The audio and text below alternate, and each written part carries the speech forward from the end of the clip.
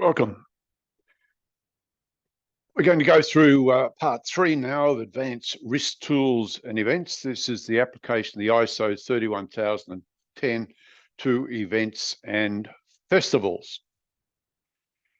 So in part 2, we looked at causal analysis, the factors and causes of disasters and incidents. We had a look at bow tie analysis. This is the before and after an incident. And we had a quick look at sensitivity analysis, and this is testing tolerance and nudging to see what the effect is of changing certain, what they call parameters. This time we're going to go through layers of protection, Bayesian analysis and Markov analysis. And as you can guess by these names, this is technical. It sounds like it's heavy duty, but it is actually something that you already know about. Once again, I'm just showing you the terminology, really.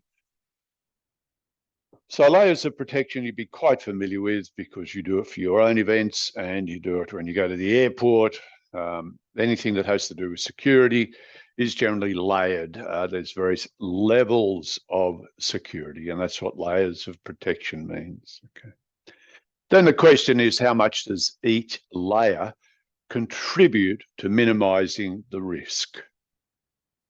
So here we've got outside the event. This is the event area. This is courtesy of this book, Crowd Management, by the way. This section was written by Travis and Andrew Tatry. They are of ASIS, a security company. They know all about this. So you have your external area. This is the last mile, people coming into the event, whatever it may well be. And then you have a perimeter for people getting into this area. It sometimes called the standoff area is another name for it. And then you come into the actual event area, which has the security access points. Okay, and then you have the sensitive area, and then you have various layers, including CCTV, security guards, etc. And that's what it means. So you actually know about this. Of interest, it relates to something called the Swiss cheese model that you should know about. It's because it is used a lot. And the reason that it's interesting for us is because of human error.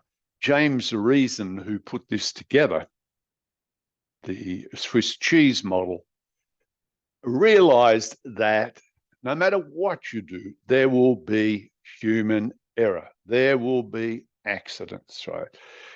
So his was very much the multi-layer, which we showed you just then, the layers of protection. He still says that human errors are inevitable and they get through, and he used the Swiss cheese as a metaphor. You have layers of Swiss cheese, they've got holes in them, and it gets through if all those holes line up. It's just a way of having an image of what's needed in your head. So there are two categories of event risk, really. There's regular risks, and this is very much from the engineering part of it and hazards, etc., which we'll go into later on.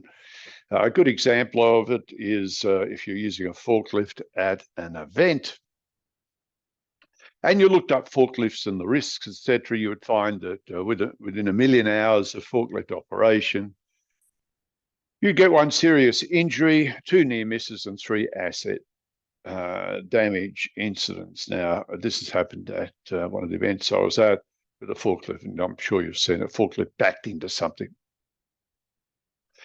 But is that the same for events?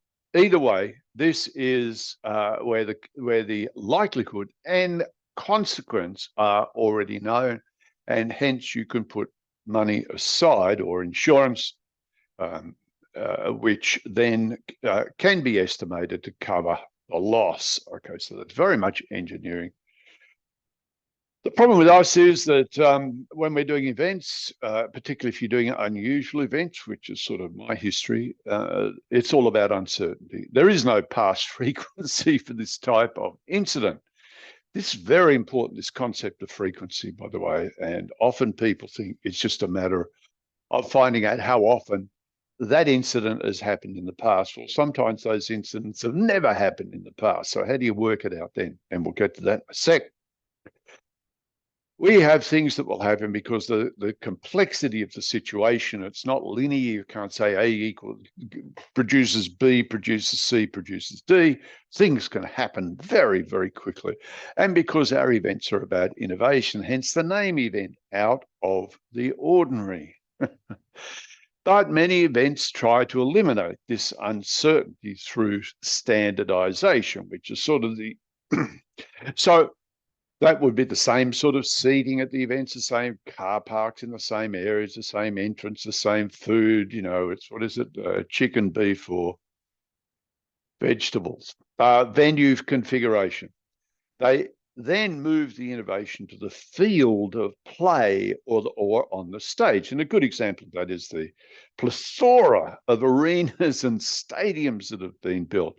What they're doing is standardizing all the aspects of the event, which is a risk management strategy. Therefore, the only places you really got to worry about are what happens on the field of play.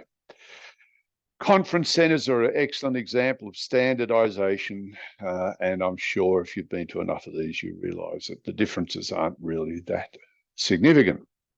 So risk management then becomes mostly compliance when you're talking about standardization.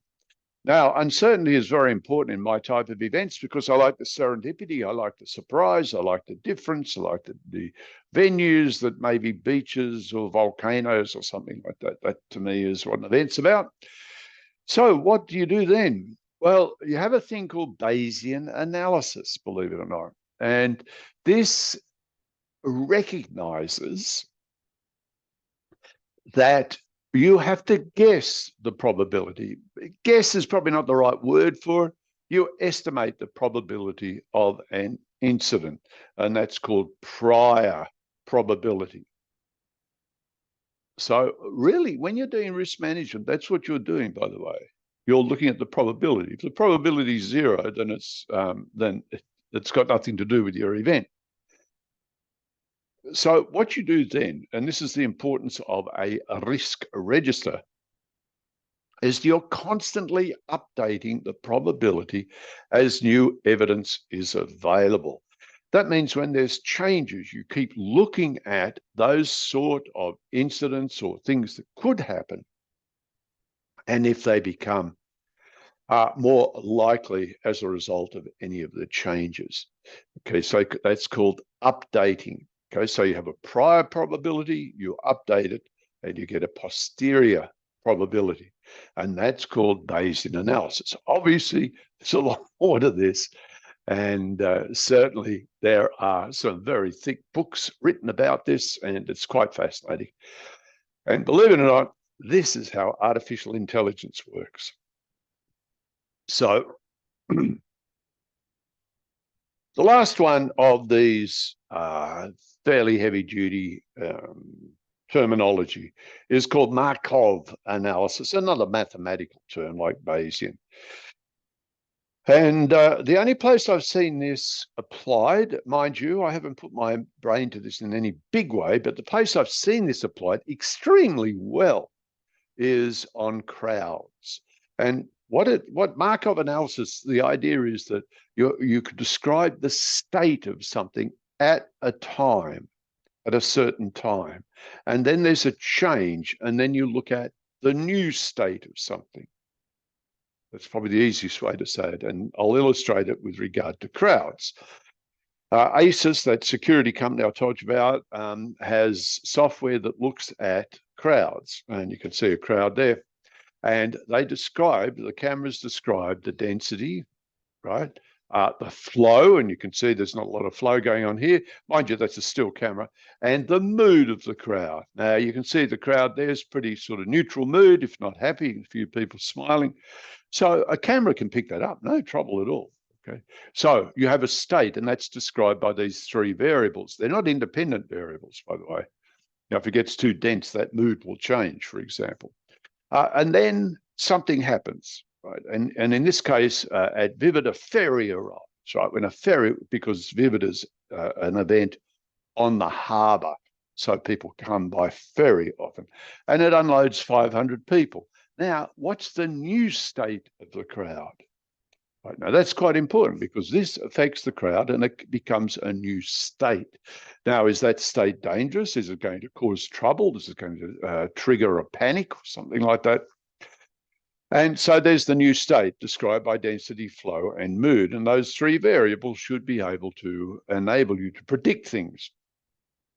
And what these guys do is they put it through artificial intelligence, neural networks, as they're called, and that then pumps out a command to people on the ground what to do to change state 2, either back to state 1 or into a new state.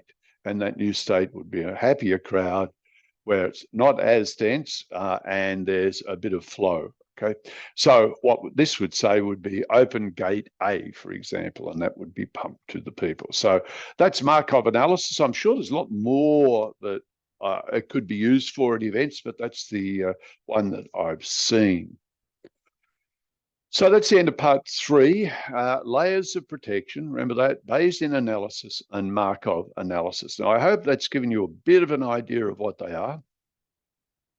And you can look them up, but at least you know what they mean. And this is the, as I've mentioned many times, ISO 31010, the application of advanced tools to events and event management. Next time, we'll look at LOPA, FN curves, and Pareto analysis. It's not as frightening as it sounds, and it's the sort of thing that you actually know quite a bit about, but probably haven't got the words for it. So that's what I'm here to do.